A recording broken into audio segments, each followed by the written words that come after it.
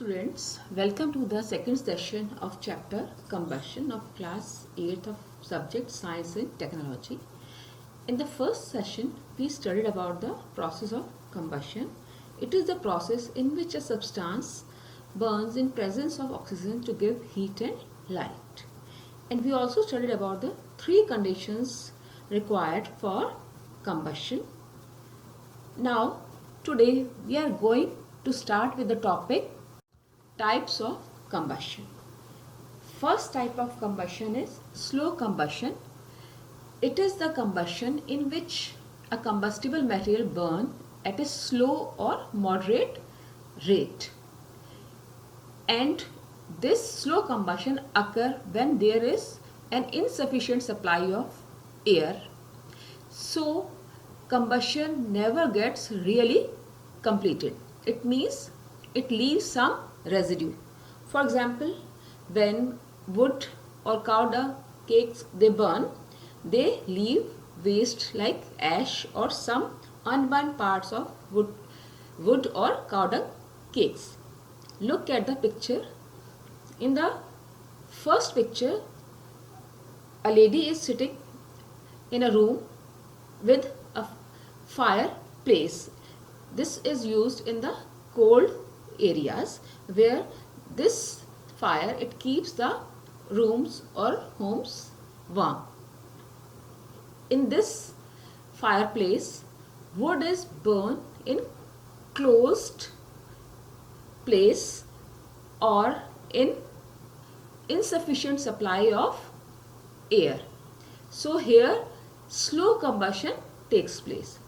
And in the second picture, wood is burning and it is about to complete the combustion, and this type of combustion is slow combustion. So slow combustion is a type of combustion in which a combustible material burns at a slow or moderate rate. Second type of combustion is rapid combustion. Rapid combustion is a type of combustion in which combustible substance burn at a fast rate, and it occurs when there is a sufficient supply of air. And gaseous fuels, they undergo rapid combustion. In this case, combustible material burns at a spark only.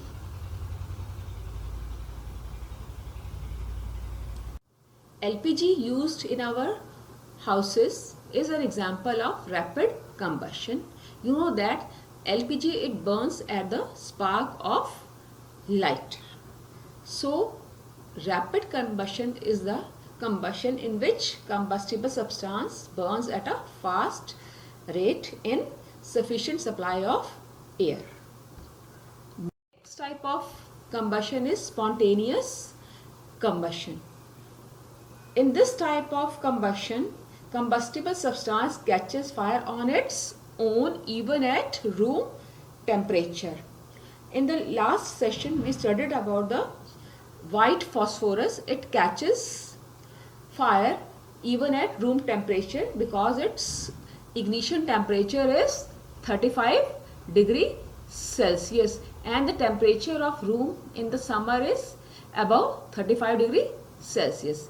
It means in this type of combustion, combustible substance does not need any burning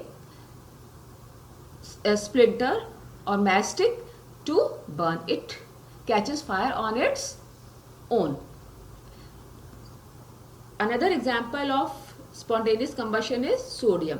If sodium is kept at room temperature, it also catches fire on its own. Next type of combustion is explosive combustion. As the name suggests, explosive combustion is a type of combustion in which explosion takes place. Means the combustion is uncontrollable in free supply of air and that release large amount of heat, sound and light.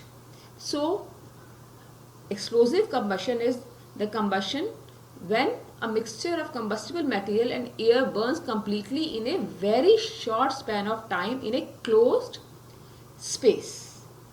Example of explosion is cracker, burning of cracker. That is the example of explosive combustion. Or bomb explosion, it is also a type of explosive combustion. In explosive combustion, the energy produced is uncontrollable. This type of combustion cannot be controlled, and this is the complete combustion, and combustion does not leave any residue. Next topic is fire control. Now we know that there are three conditions required for combustion: combustible material, oxygen, and ignition temperature. If any one of the above condition is not satisfied, combustion will not take place. This principle should be used in fire fighting. In any kind of fire, it is only any combustible material which catches fire. So what we have to do? We must take precaution so that relevant combustible substance does not get heated up to its ignition temperature.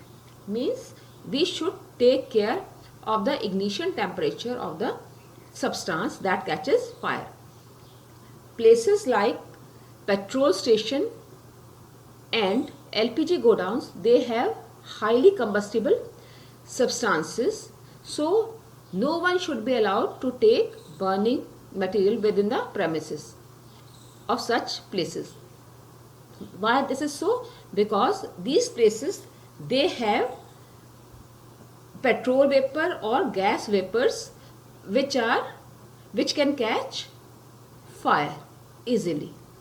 So we should take precaution, and we also have to take precaution in our homes during power failure.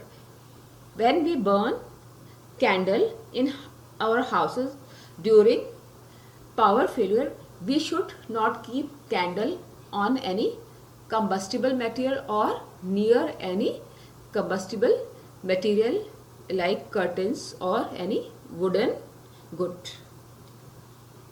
Now, how we can extinguish fire if fire is caused? Once fire has started, it can be extinguished by either cutting the supply of air or by lowering the temperature of combustible substance below its ignition temperature. This we have already studied in the last slide. So there are few cases. If clothes of a person caught fire, he should be wrapped with blanket. In this case, what we are doing? We are cutting off the supply of air. We are not giving or allowing air to cause combustion or to continue the fire. And sand, it can also be used to extinguish petrol fire. This will also cut off the supply of air. You must have seen red color buckets, they are hanging on the petrol pumps. They contain sand. So that sand can be used if in any case petrol, it catches fire in petrol pumps. Water can be used to bring temperature down below ignition temperature of combustible substance. Combustible substance like wood or house, any house. But this water, it cannot be used to extinguish fire caused by electric short circuit. This can cause severe electric shocks. You know that water, that is tap water, it is a good conductor of electricity and it can transfer current to the person who is putting water on that fire. So we should take care of these points while extinguishing fire. And if fire caused by oil or gas, it need to be extinguished by using a carbon dioxide fire extinguisher. You know that carbon dioxide, it is a non-supporter of combustion. So that's all for today. Now it is assignment time. Assignment questions. These questions you have to write in your rough notebook and you have to write their answers also. Question number 1. Mention 4 types of combustions and define them. Question number 2. How will you extinguish fire if a person's clothes catch fire? Question number 3. Why should we not extinguish fire caused by electric short circuiting using water? Question number 4. We should not take matchbox in premises of LPG godowns. Why? That's all for today. Thank you and have a nice day.